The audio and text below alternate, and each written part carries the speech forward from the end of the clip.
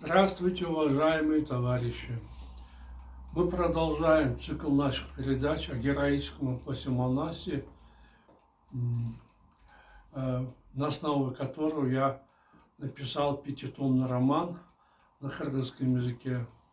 Затем я его провел через экспертизу Академии образования при Министерстве образования и науки Кыргызской Республики, после чего мой пятитомник был рекомендован в качестве дополнительного учебного пособия для средних школ при изучении на уроках кыргызской литературы эпоса Манас.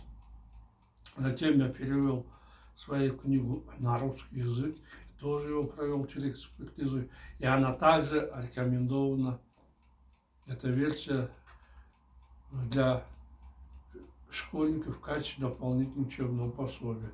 В настоящее время я работаю над вторым томом, второй частью трилогии Семетеев.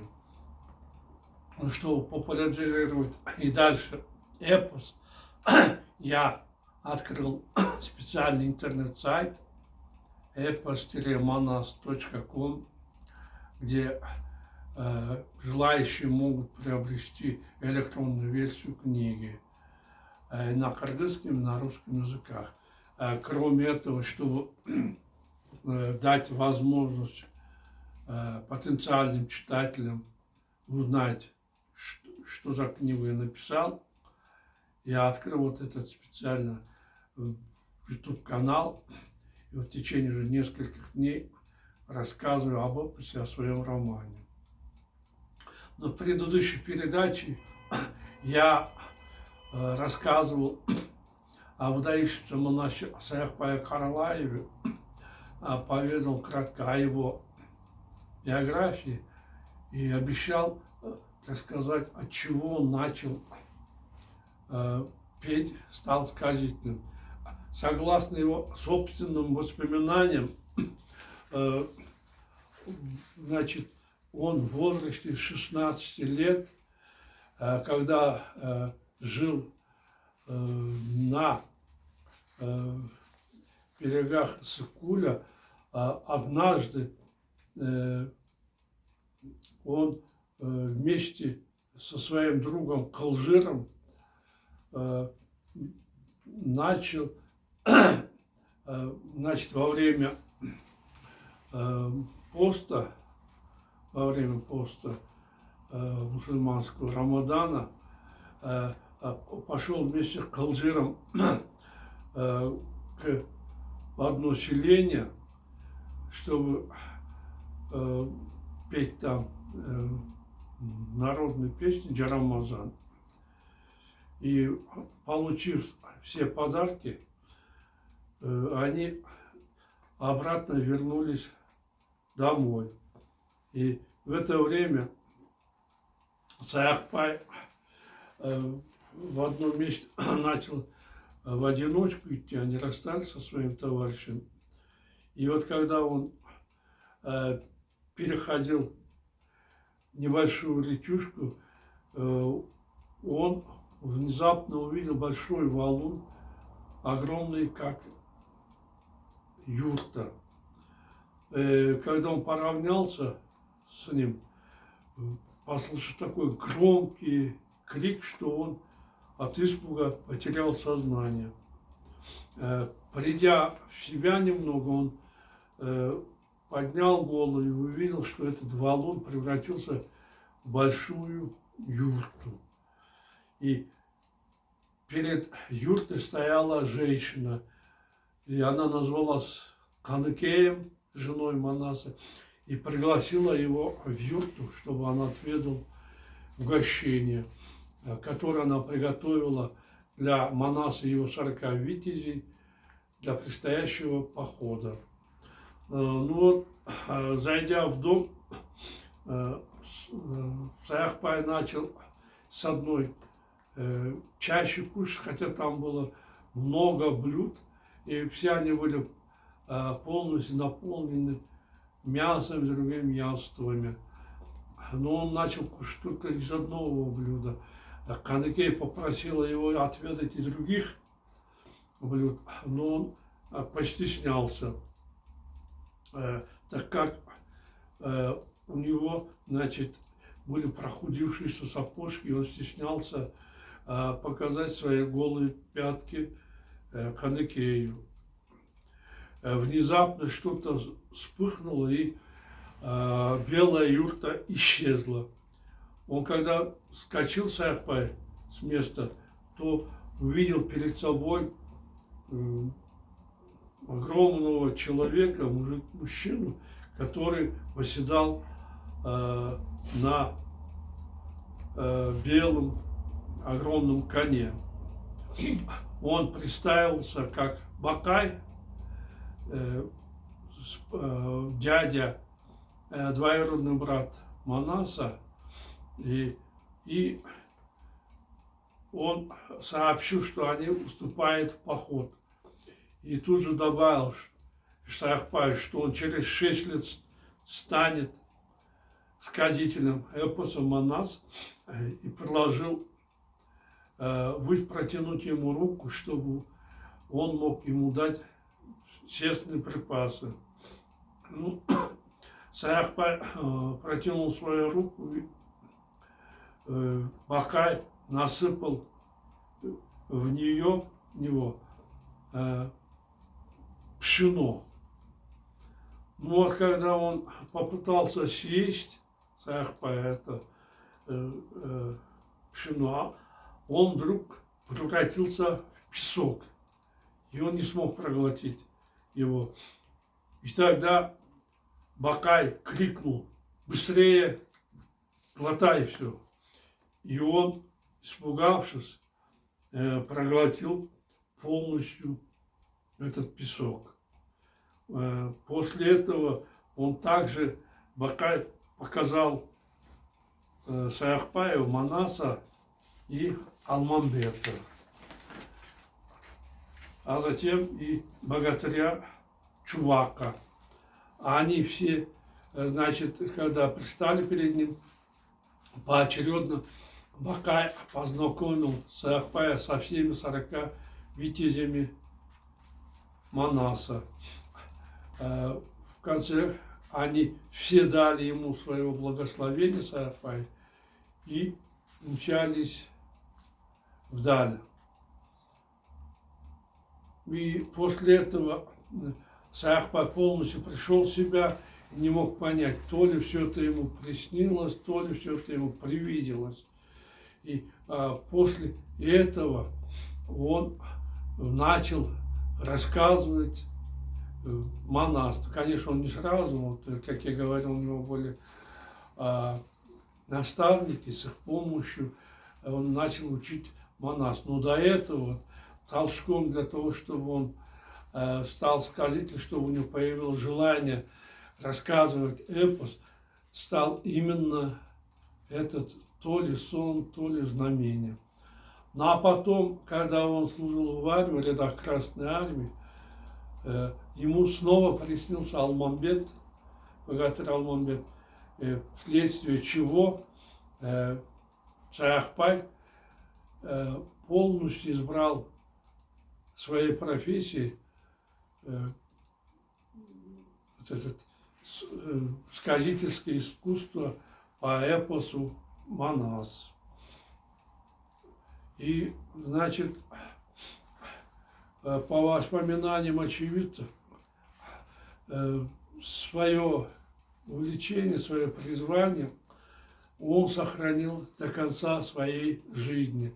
По воспоминаниям лежавшего рядом с ним в больнице Николая Удалова в 1971 году, незадолго до своей кончины, в мае месяце, Сагынбай тяжело заболел и попал в больницу. Он никого не узнавал и бредил. Но бред его не был таким бессвязным. Он и в бреду рассказывал эпос Манас, как будто он был абсолютно здоровым человеком, что никакого недуга у него не было. Таким образом, Саахпай умер с рассказом, эпосом Манаса на своих устах, и он до последнего вздоха был вместе с великим эпосом. Вот и все, что я хотел вам рассказать о том, как Саахпай стал монаши, что ему послужило толчком для того, чтобы избрать эту стезю. Ну а сейчас мы с вами продолжим читать мой роман. В предыдущий раз мы остановились на том, как значит, Ах-Балтай и другие старцы, чтобы спасти кыргызских женщин от истребления, отправились в Бедин, хану Есенкану и пришли к его шатру в Бедине. Китайский хан был одет в длинный красный халат, искусственно разукрашенный желтыми драконами. В отличие от кыргызского халата, китайский запахивался на правую сторону и был опоясан широким поясом. По китайским понятиям, на левую сторону запахивали халат только невежественного народа. «Повелитель», – почтительно произнес Ах-Балта, – «мы привели тебе подарок золота, серебра на двугорбых верблюдах. Если пожелаешь, мы готовы еще добавить. Единственная наша просьба – оставь кыргызов в покое и пощади наших женщин». «Нет», – хмуро покачал головой Есенкан, – «пожалев вас, я не могу допустить рождения такого опасного человека, как Манас. Кто пожалеет врага, тому не сдобровать». «Повелитель, вы правильно говорите, пожалев врага, не станешь сильнее. Хотя мы не враги тебя, мы не просим не убивать наших женщин. У нас есть лишь единственная просьба. Говори». «Твой прорицатель по своей книге узнал, что у кыргызов родится Манас. Однако монах не сказал, от кого он родится. Спроси у него об этом. Разве неправильнее будет убить лишь женщин, которая должна родить Манаса? Если истребишь весь кыргызский народ, кто будет платить дань и прислуживать тебе?» Есенкан, немного призадумавшись, расхохотался. Вместе с ним льстиво захохотали все вельможи. «Ха-ха-ха!» – со смехом сказал хан. «Правильно говоришь, мой кыргыз. Почему я сам не додумался до такой простой мысли? Просто так чуть было не лишился всех подданных, истребляя тысячи женщин». Есенкан покачал головой и хмуро уставился на Иранкудука, стоявшего недалеко от его трона. «Ты слышал, что сказал этот кыргыз?» – сурово спросил хан. «Слышал», – ответил Иранкудук. «Если слышал, отвечай, кто родит Манаса?» Иранкудук, не смея прямо взглянуть на Есенкана, опустил голову. «Сейчас пока неизвестно, от кого он родится», – с дрожью в голосе произнес монах. «Что ты сказал?» «Мы пока не можем определить, какая женщина должна родить Манаса», – поспешно ответил Иранкудук. «Однако, если позволить, я назову приметы богатыря, который должен родиться». «Называй». «Если у кыргызов родится мальчик, вели посмотреть на его открытую ладонь. На одном конце ладони должна быть кровь, на другом конце жир, а посередине белая метка с именем Манас».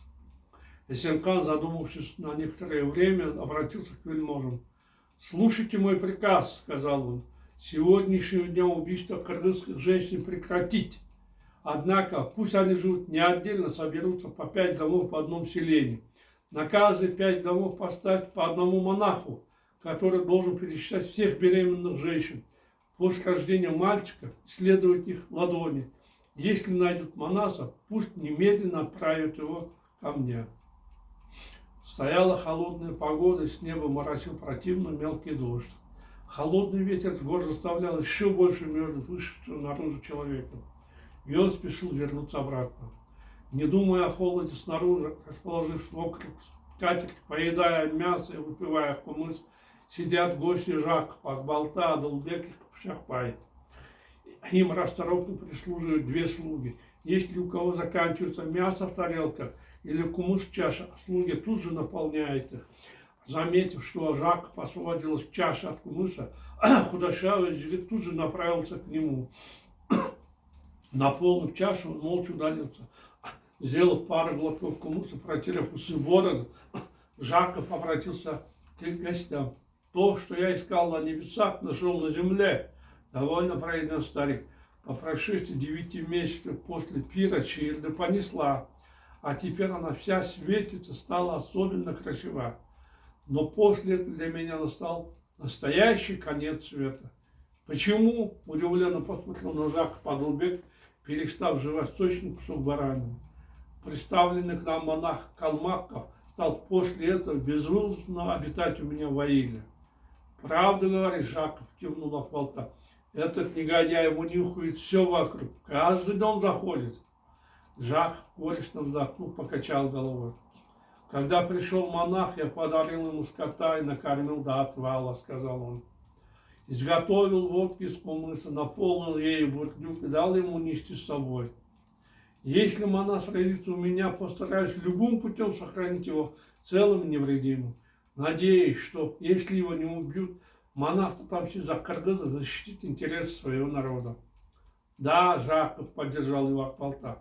Если монах родится живым, здоровым, наберется сил, то обязательно исполнит все чаяния кыргызов. Он объединит наш разрозненный, униженный, угнетаемый народ, уничтожит всех врагов. Надо предпринять все возможные усилия, чтобы обмануть находящегося в Аиле монаха до рождения монаса. Как я заметил, он большой любитель водки. Жак посмотрел на Ахвалту. Ахвалта расхохотался и поставил свою чашечку мусом на скатерть. Я тоже это заметил, сказал он, прекратив свой смех. Мы должны воспользоваться данным обстоятельством, сегодняшним днем поить его водкой до отвала.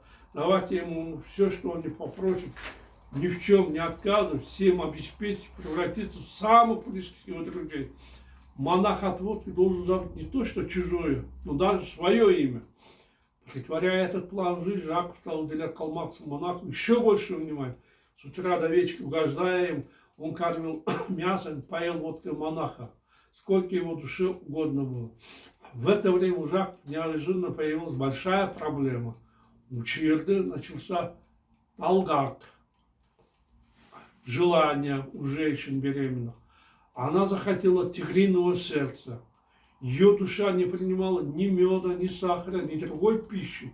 Единственное, чего требовала Чаирда – сердце тигра. Жена, услышав впервые ее желание, Жак невольно рассмеялся. Другие женщины желают фрукты, овощи. А тебе захотелось тигриное сердце отведать? Да, мой старичок, не смущаясь, ответила Чаирда. Я хочу съесть сердце тигра, отведать бульон из него. Услышав это, Жаков чуть не взбесился. Жена, ты что, ума лишила? Заорал он рассерженно. На свете столько животных, столько видов плют, а ты выбрала тигра? Да. Где я тебе его найду? Еще больше рассердился старик. Ведь тигр это тебе не кошка, не воробей. Не каждый охотник сможет его подстрелить. Я это все понимаю, умоляюсь, посмотрел на мужа Чаирда. Но что я могу поделать, если хочу именно это? Из-за желания попробовать тигриный сердце я места себе не могу найти. И просто схожу с ума. Надо обязательно найти его, мой старичок. Если не дать беременной женщине то, чего она хочет, ее ребенок может родиться больным или слабоумным. От этих слов Жаков еще больше растерялся. Только этого мне не хватало, опечалился он. Хорошо, я порасспрашиваю охотников, постараюсь исполнить твое желание ради будущего ребенка. После этого Жаков стал узнавать у всех охотников про тигриное сердце. Однако ни у кого и нигде не смог найти его. Чего в округе много, так это тигра, рассердился старик. А вас, охотник, еще больше. Как же вы не можете посмотреть одного из них? Тигр не мышь, засмеялись охотники. Ему тоже хочется жить. Тигра могут убить только самые опытные охотники. А такие полуохотники, как мы, не способны на такой подвиг. Мы, едва услышав рев тигра, от страха бежим от него без оглядки. Жак еще больше опечалился. Когда он уже потерял всякую надежду, исполнил желание Чаирды, услышал, что вольный охотник из Кангая Бадалбай подстрелил тигра. Расспросив, он узнал, что охотник оставил себе только шкуру, а печень, шерсть и остальное мясо зверя оставил на месте. Узнав эту новость, Чирда побежал к конюху Бадалбаю раньше Жакова. Новость о том, что подстрелен тигр, передал ты, сынок, спросил он у конюха. Да, вежливо ответил огромный смуглый, примерно 25-30 лет Бадалбай. Чирда сунул ему в руку большой слиток серебра. «Зачем вы даете мне это?» — с удивлением спросил Бадалбай. «Сынок», — плачущим голосом сказал Чирда, — «пусть жизнь твоя будет вечной. Для меня сейчас роднее, ближе моих родителей. Не стой здесь, а скорее скачи и принеси мне в жертву виденного того тигра, а затем проси любую награду». Услышав такое, Бадалбай был безмерно удивлен. Ну вот, уважаемые товарищи, время нашей передачи подошло к концу. Я желаю вам всего хорошего. До свидания. До новых встреч.